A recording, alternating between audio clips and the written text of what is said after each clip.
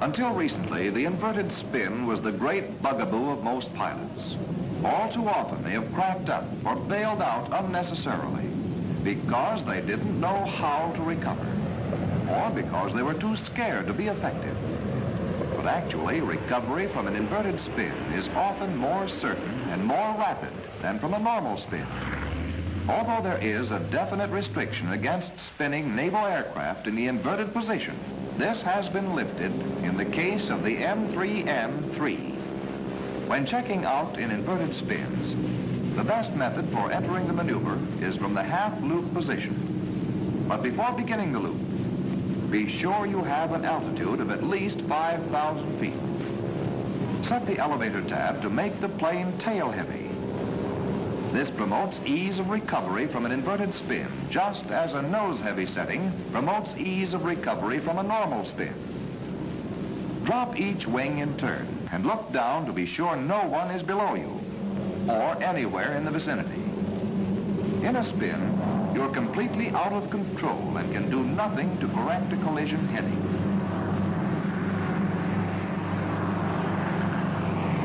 Also, swing your nose out of the way to be sure no one is beneath you off the 12 o'clock position. When you're sure all is clear, drop your nose and pick up 100 knots for a loop.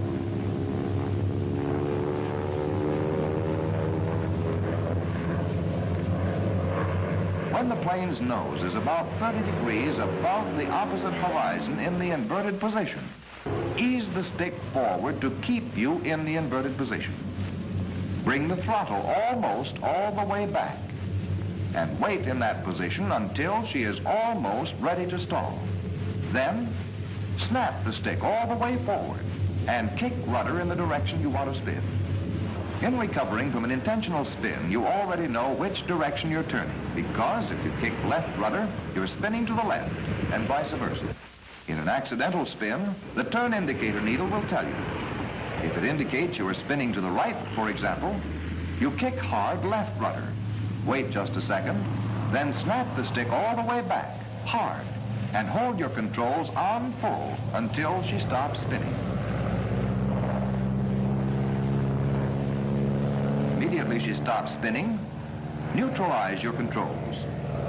With the stick a little forward of center, to hold her nose down until the wings have had a chance to regain their lift. But at this point, the oil pressure will be so far below normal that adding throttle would damage the engine. Watch the gauge and don't add throttle until the pressure starts to rise again.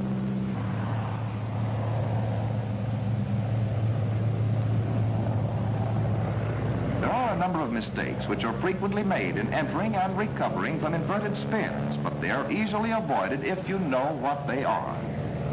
For instance, as you prepare to enter the spin, you wait until she has dropped to just above stalling speed.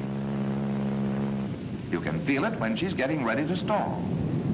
But if you wait too long to apply the controls, or if you don't bring the stick straight forward, she'll slide off into an inverted skidding spiral, losing altitude much more rapidly than in an inverted spin. Perhaps the most common of all errors in recovery is failure to pull the stick all the way back. Spinning in the inverted position, you have both centrifugal force and gravity pulling you away from the controls.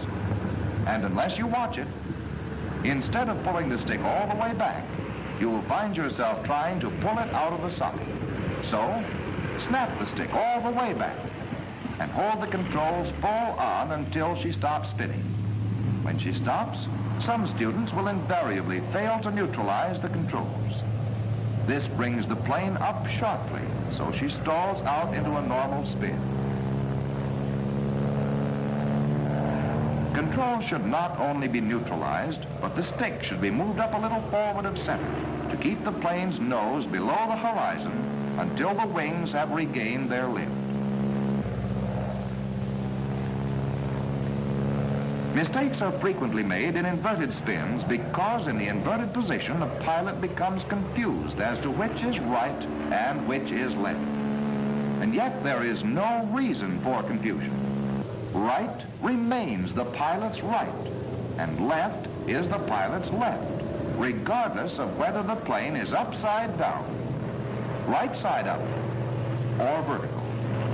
If the needle says you are spinning to the right, you kick left rudder, and vice versa.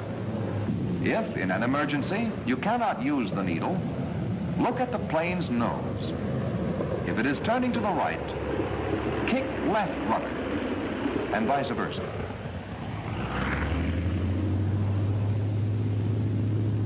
Never forget that your nose always follows right rudder to the right. The plane is in normal attitude.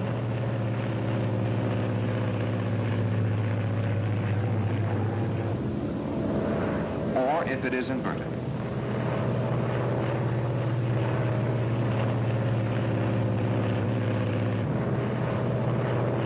If you pull the stick back, the nose will always come toward you, whether you are inverted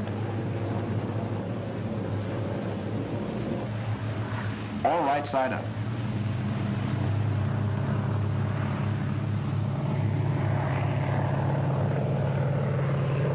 And if you push the stick forward, the nose will always go away from you. The inverted spin bears some relation to the normal spin, in that any plane that is difficult to spin may also be difficult to bring out of a spin. The higher altitude at which the plane is spun, the more difficult it will be to bring it out. An increase in altitude has the same effect as an increase in wing loading. But the inverted spin differs from the normal spin in that recovery from the inverted spin is often more rapid and more certain than recovery from the normal spin. Occasionally, in the early stages of a spin, an inexperienced pilot is unable to determine whether he is in a normal spin or an inverted spin. The sensation of being thrown away from the controls is a certain indication that the spin is inverted rather than normal. If the spin is accidental, you will first have to cut the gun. Look at the turn indicator needle to see which direction you are spinning. Kick hard opposite rudder. A second later, snap the stick all the way back.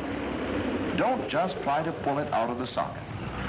As soon as you stop spinning, neutralize rudder and bring stick a little forward of center to keep the nose below the horizon until the wings have had a chance to regain their lift. Then bring the stick back slowly and ease the throttle on very gradually to prevent engine bearing damage.